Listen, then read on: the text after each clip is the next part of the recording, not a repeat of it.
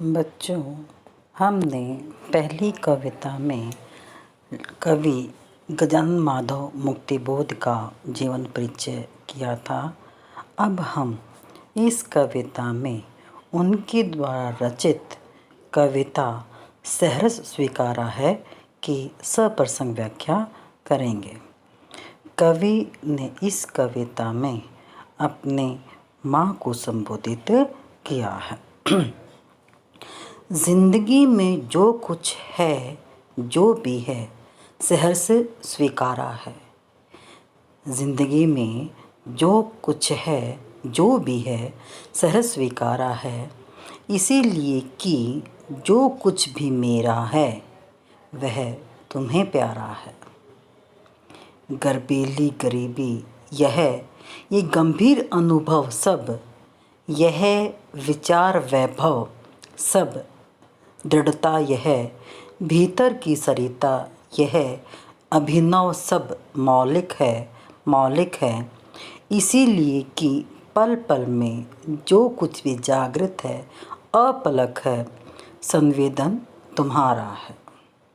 पहले हम कविता में आए जो शब्द हैं उनके अर्थ करेंगे, फिर कविता की व्याख्या। सहर्ष का अर्थ होता है खुशी के साथ। स्वीकारा मन से मान लेना। गर्बीली गरीबी का अर्थ है ऐसी निर्धनता जिस पर गर्व हो। गंभीर गहरा अनुभव व्यवहारिक ज्ञान। विचार वैभव भरे पूरे विचार, या हम कह सकते हैं विचारों की संपत्ति। दृढ़ता मजबूती। सरिता नदी। भीतर की सरिता भावनाओं रूपी नदी। अभिनव नया। मौलिक वास्तविक यानी सच्चाई। जागृत जागा हुआ। अपलक निरंतर। संवेदना, या हम कह सकते हैं अनुभूति। और सोता उद्भव। अब हम करेंगे इस कविता की व्याख्या। नई कविता के कवि मुक्तिबोध जी ने अपनी इस कविता की शुरुआत करते हुए अपनी माँ को संबोधित करते हुए कहा है कि मेरे इस जीवन में जो कुछ भी है, जैसा भी है, उसे मैंने पूरी प्रसन्नता के साथ स्वीकार कर लिया है। अर्थात जो कुछ भी है वो मैंने खुशी खुशी से स्वीकार कर लिया है। वह इस कारण से कि जो कुछ भी मेरा है, चाहे वह अभाव हो, संघर्ष ही क्यों न हो, वह सब तुम्हें प्यारा है। और जो तुम्हें प्यारा लगता है वही मेरे लिए भी प्रसन्नता का सबसे बड़ा कारण है। आगे कवि कहते हैं कि उनके जीवन में ऐसी निर्धनता है, ऐसी गरीबी है जिस पर गर्व किया जा सके। गर्व इसलिए किया जा सके क्योंकि उसमें स्वाभिमान से जीने का सुख मिलता है। अभावों के चलते मिलने वाले जीवन के जो गहरे अनुभव हैं, जो व्यवहारिक जीवन है, वह विचारों की जो संपन्नता है, यानी कि विचारों की जो धन संपत्ति है, वह उनसे मिली हुई है। किससे? अपनी माँ से मिली हुई है, जो उन्हें अंदर से मजबूती देती है और हृदय में उमड़ने वाली जो प्रेम की अविरल लगातार नदी बहती रहती है।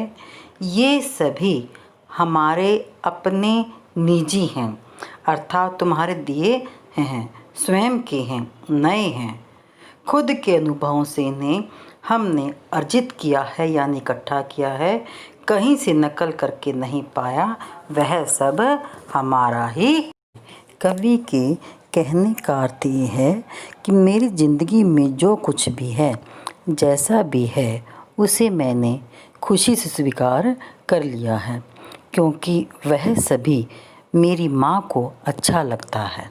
मेरी स्वाभिमान युक्त गरीबी, जीवन के गंभीर अनुभव, विचारों की संपत्ति, व्यक्तित्व की दृढ़ता, मन में बहती विचारों की नदियाँ, ये सब मौलिक हैं तथा नई हैं।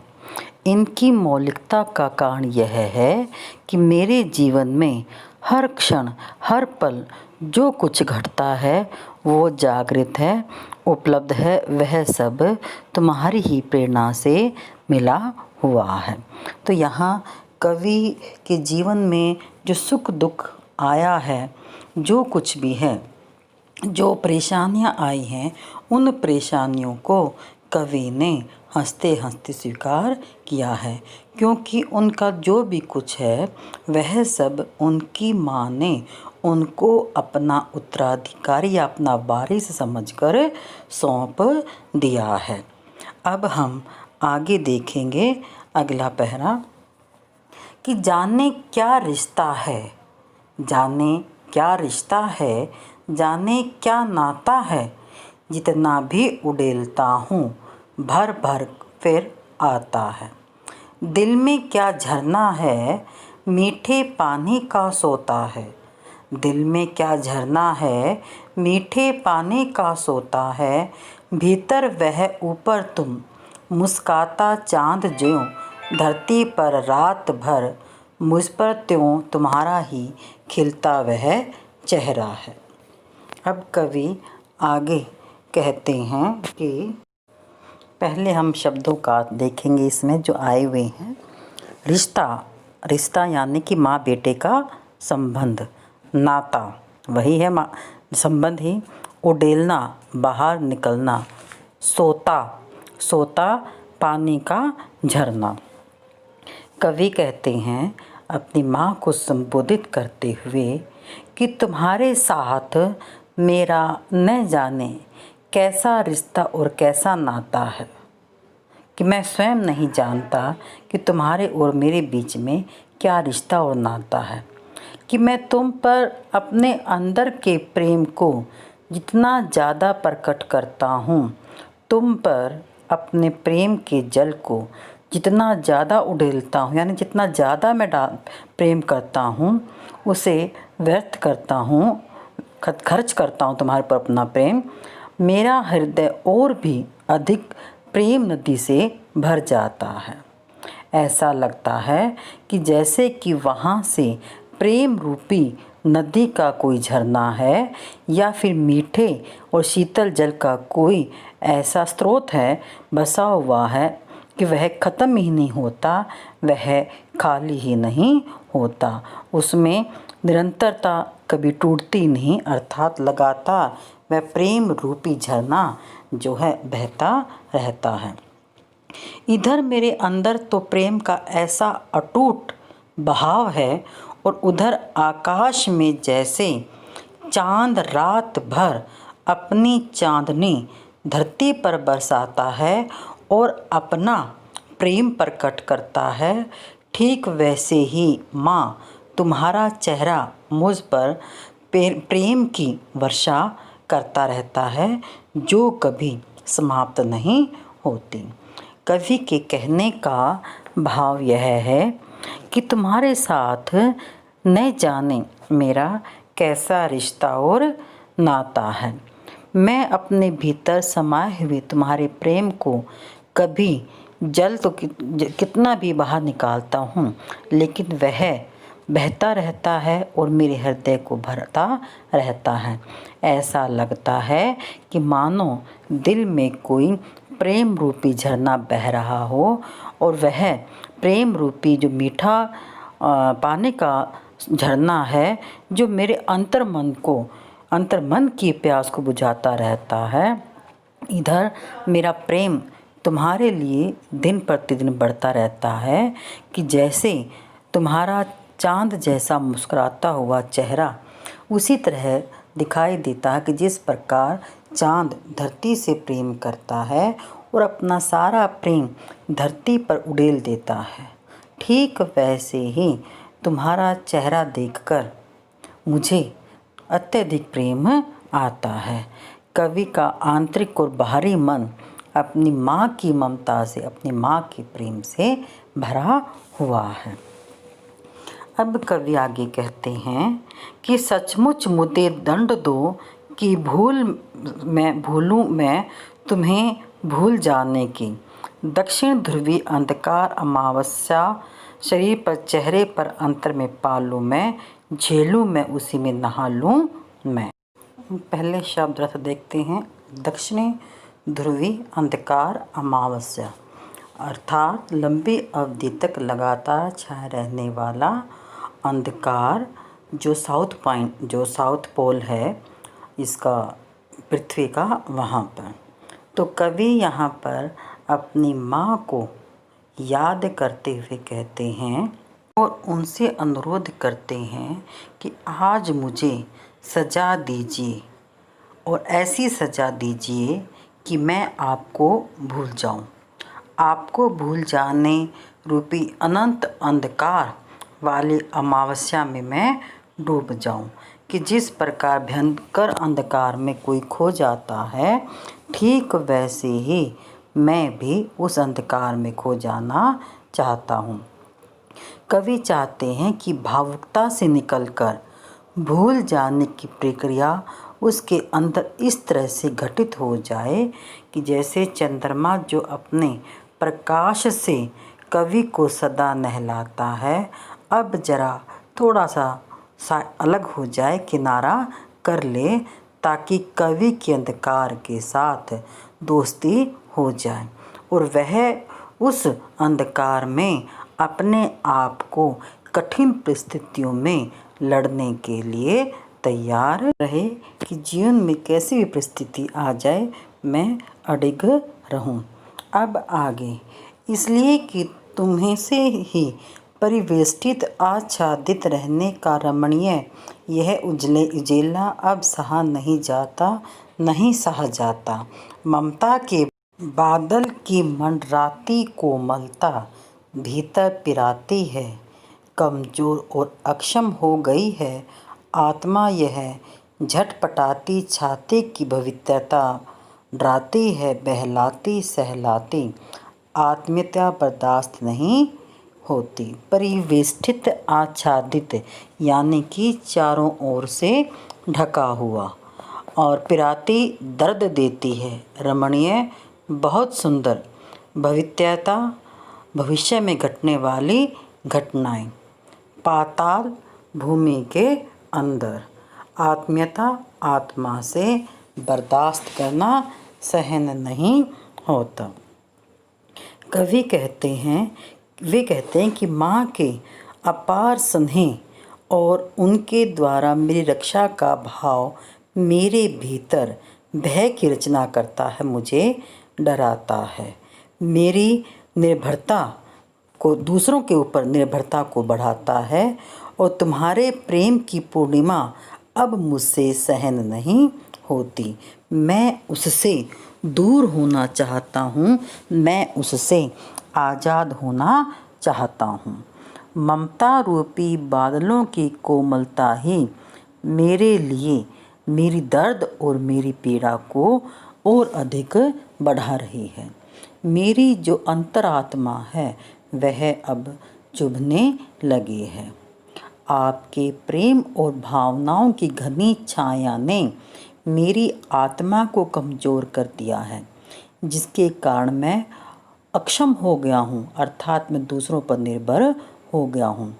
इसी द्विधा में मेरी छाती भविष्य में घटने वाली घटनाओं का अनुमान लगाकर भयभीत होती है।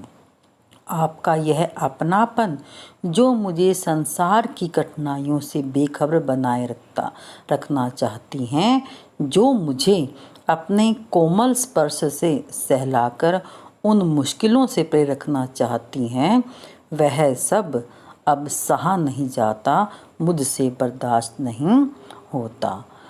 कहने का भाव ये है कि कवि अपनी माँ से, और उसकी माँ उससे अत्यधिक प्रेम करती है और माँ की ममता से कवि के हृदय में डर बैठा हुआ है, क्योंकि उसकी माँ के प्रेम ने कवि के चारों ओर एक तरह से एक मजबूत दीवार खड़ी कर दी है, जिसे सोच सोच कर कवि को डर लगता है कि अगर मेरी माँ की ममता नहीं होगी तो मैं कैसा मेरे साथ होगा। और भविष्य का ये अनुमान लगा लगा कर कवि डरता रहता है। तभी तो कहता है कि मैं तुम्हें भूल जाना चाहता हूँ और मुझे ऐसी सज़ा दो कि मैं तुम्हें भूल जाऊँ। और जिस प्रकार दक्षिण ध्रुव में भयंकर अंधकार होता है, उस अंधकार की तरह मैं खो जाना चाहता हूँ। क्योंकि माँ की ममता ने चारों ओर ऐसी दीवार खड़ी कर दी है, उसकी ममता रूपी बादल की जो कोमलता है वो अब सहन नहीं होती। क्योंकि उनके प्यार ने मेरी अर्थात कवि की आत्मा को कमज़ोर बना दिया है। और कवि डरता है कि कहीं मैं इतना कमज़ोर ना हो जाऊं कि आजीवन दूसरों पर निर्भर रहूं। इसी कारण जो भविष्य में घटने वाली प्रत्येक घटना के बारे में सोचकर कवि डरता रहता है और वह अपनी माँ के अपनेपन से बेखबर दुनिया में जो घटित कठिनाइयाँ हैं कह सकते हैं, उससे वह डरा हुआ है। तो इसलिए कहता है कि ये सब मुझसे बर्दाश्त नहीं होता, मुझसे सहा नहीं जाता। अब आगे। सचमुच मुझे दंड दो कि हो जाऊं पाताली अंधेरे की गुफाओं में, विवरों में, धुएं के बादलों में। बिल्कुल मैं लापता कि वहाँ भी तुम्हारा ही सहारा है। इसलिए कि जो कुछ भी मेरा है या मेरा जो होता सा लगता है, होता सा संभव है, सभी वह तुम्हारे ही कारण के कार्यों का घेरा है, कार्यों का वैभव है। अब तक तो जिंदगी में जो कुछ भी था, जो कुछ है, सहर्ष स्वीकारा है। इसीलिए कि जो कुछ भी मेरा है वह तुम्हें प्यारा है। अब शब्दार्थ देखिए। पाताली अंधेरा, धरती की गहराई में पाई जाने वाली धुंध या गहरा अंधकार। गुफा, विवर, बिल, लापता, कहीं गायब हो जाना। कारण, मूल प्रेरणा, घेरा, फैलाव, विस्तार, वैभव, सुख, समृद्धि। कवि मुक्तिबोध जी फिर अपनी माँ से अनुरोध करते हैं, विनती करते हैं कि आप मुझे यह दंड दो कि मैं ऐसे घने अंधकार में खो जाऊं जैसा कि धरती के नीचे गहरा पाताल होता है, गुफाएं होती हैं, बिल होते हैं और मैं वहीं पर गुम हो जाना चाहता हूँ। कहने का अर्थ यह है कि हालांकि भूल जाना एक प्रकार का दंड ही है, पर मैं उसे पुरस्कार के रूप में पाना चाहता हूँ, क्योंकि वे यादों के कुहासे में गुम हो जाने की प्रार्थना कर रहे हैं।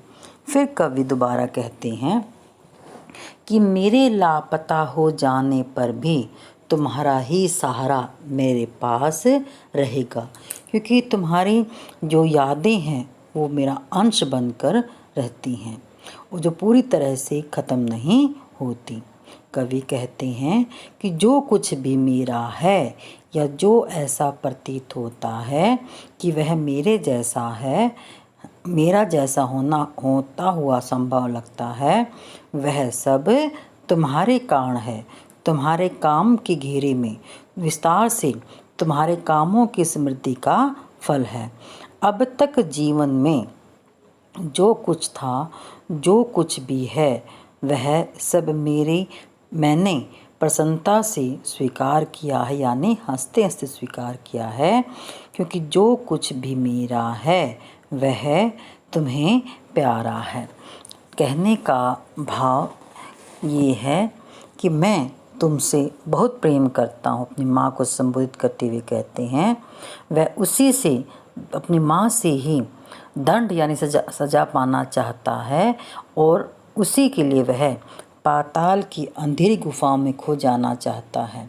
और ऐसी जगह पर खो जाना चाहता है कि जहाँ अंधकार हो, लेकिन अंधकार होने के बाद भी कवि की माँ की ममता, कवि की माँ का जो प्रेम है उसे कहीं खोने नहीं देगा। अब हम अगली जो वीडियो होगी उस वीडियो में इस कविता के सौंदर्यबोध प्रश्नोत्तर करेंगे।